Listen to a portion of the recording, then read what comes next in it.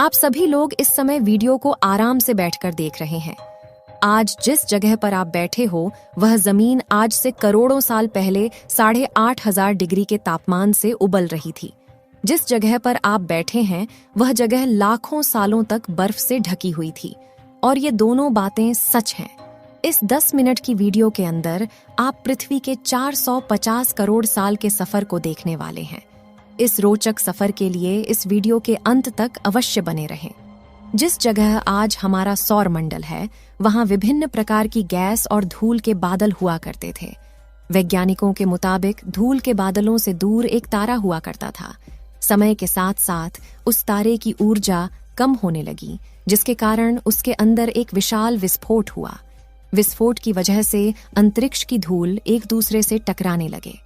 इस दौरान बादलों में स्थित धूल के कण दबाव और गर्मी के कारण बड़े उल्का पिंड और पत्थरों में परिवर्तित हो चुके थे और इसी दबाव की वजह से इन बादलों में स्थित रेडियो एक्टिव पदार्थ ने ग्रेविटी का निर्माण किया। इस ग्रेविटी के कारण बीच में हाइड्रोजन और हीलियम इकट्ठा होने लगे। इस भयंकर दबाव के कारण एक विशाल विस्फोट हुआ और इसी विस्फोट के कारण हमारे सूरज का जन्म हुआ। अंतरिक्ष में घूम रहे क्षुद्र ग्रहों में भारी वजन की वजह से सूरज के करीब आकर सूरज की परिक्रमा करने लगे। पृथ्वी पर ग्रेविटी होने की वजह से सूरज की परिक्रमा करने वाले पिंड अब पृथ्वी की परिक्रमा करने लगे और धीरे धीरे टूटकर यह पृथ्वी पर गिरते रहे। और ऐसी घटना हमारे पड़ोसी ग्रह थिया पर भी हो रही थी, जिसके कारण ही पृथ्वी के और करीब आने लगा। और इस भयंकर टकराव की वजह से पृथ्वी के हिस्से के रूप में अंतरिक्ष में फैल गए और एक रिंग की तरह पृथ्वी का चक्कर लगाने लगे। इसी बीच हमारे चांद का भी निर्माण होता है। उस वक्त पृथ्वी पर सिर्फ एक ही समुद्र हुआ करता था और वो 1900 डिग्री सेल्सियस के तापमान पर उबल रहा था। समय के साथ साथ पृथ्वी धीरे धीरे ठंडी हो रही थी, जिसके कारण पृथ्वी के भारी तत्व जैसे धातु और रेडियो एक्टिव पदार्थ पृथ्वी के केंद्र में जाकर इकट्ठा हो गए और हल्के पदार्थ पृथ्वी की सतह पर आ गए। लाखों सालों तक पृथ्वी पर उल्का पिंडों की बरसात हुई। बरसात होती रही और धीरे धीरे पृथ्वी की ऊपरी सतह पानी निकलता था। वैज्ञानिकों के मुताबिक यही वह वक्त था जब दूर गहरे पानी के अंदर निकलते ज्वालामुखियों से पहली बार सूक्ष्म जीवों का निर्माण हुआ।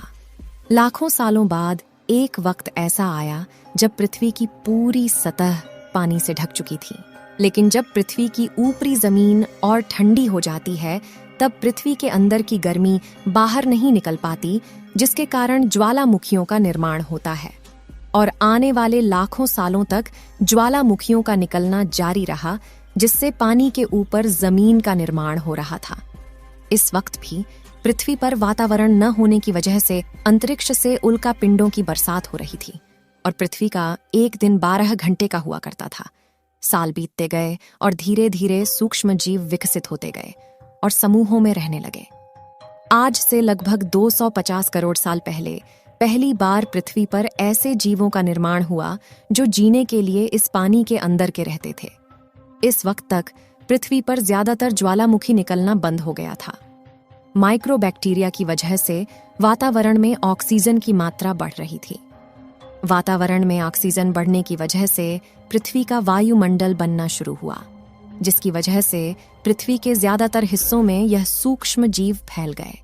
सालों बाद एक वक्त ऐसा आया जब पृथ्वी में ज्यादा ऑक्सीजन बढ़ने के कारण यह सूक्ष्म जीव बढ़ने शुरू हो गए। उस वक्त तक पृथ्वी का वातावरण ठंडा होने के साथ साथ ऑक्सीजन और आयरन की मात्रा भी बढ़ चुकी थी। वक्त बीतने के साथ साथ धरती की टेक्टोनिक प्लेट्स में दरार होने लगी और जमीन का लावा बाहर निकलने लगा, जिसके कारण पृथ्वी के वातावरण में कार्बन डाइऑक्साइड की मात्रा बहुत बढ़ गई और पृथ्वी पर एसिड की वर्षा शुरू हो गई, जिसकी वजह से पृथ्वी का तापमान घटने लगा और तापमान इतना घटा कि पृथ्वी के ऊपर मौजूद पानी बर्फ में परिवर्तित होने लगा। आमतौर पर जब धरती पर सूरज की किरणें गिरती हैं तब जमीन उन किरणों को सोख लेती है, मगर क्योंकि पूरी पृथ्वी बर्फ से थक चुकी थी और बर्फ सफेद और चमकीली होती है, जिसके कारण सूरज की किरणें धरती पर गिरने के बाद वापस चली जाती थीं। इसी कारण से पृथ्वी कई लाखों सालों तक बर्फ से ढकी रही। लेकिन धरती के अंदर मौजूद ज्वालामुखी बाहर निकलना शुरू किया और उसकी गर्मी से बर्फ पिघलना शुरू हो गई।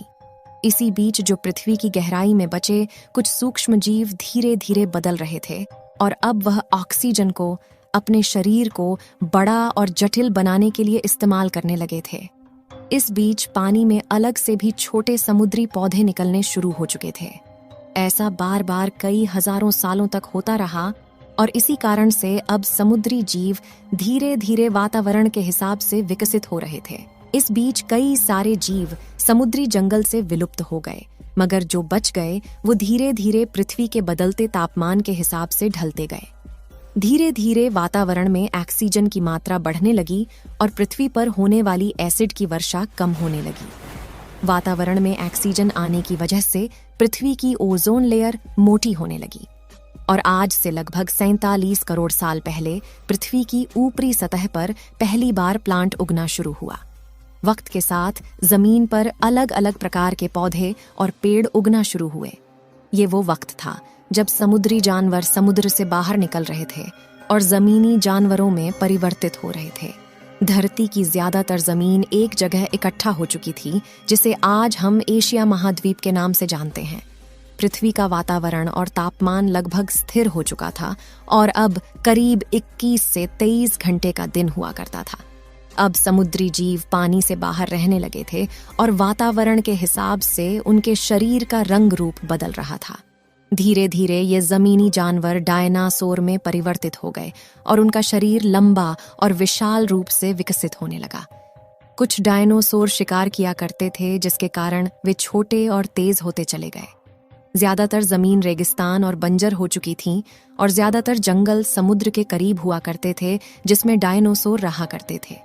पृथ्वी की ज्यादातर ऊपरी जमीन पानी के संपर्क में आने लगी, जिसके फलस्वरूप पृथ्वी पर हरियाली बढ़ती गई, जिसकी वजह से डायनासोर और ज्यादा विभिन्न और विशाल होते चले गए। डायनासोर ने आने वाली लगभग 20 से 30 करोड़ सालों तक पृथ्वी पर राज किया। आज से लगभग 6.5 करोड़ साल पहले पृथ्वी की तरफ आज के माउंट एवरेस्ट से भी बड़ा लगभग 4.5 लाख करोड़ किलो जितना वजन उल्का पिंड लगभग 80,000 किलोमीटर प्रति घंटे की स्पीड से पृथ्वी की तरफ आ रहा था और वह जलते हुए सीधा पृथ्वी से टकराया। इस टकराव से निकलने वाली ऊर्जा आज के 10 करोड़ परमाणु बम एक साथ फटने के बराबर थी। कुछ ही घंटों में पूरी पृथ्वी के वातावरण में हानिकारक गैस और धूल की वजह से पृथ्वी नष्ट हो चुकी थी।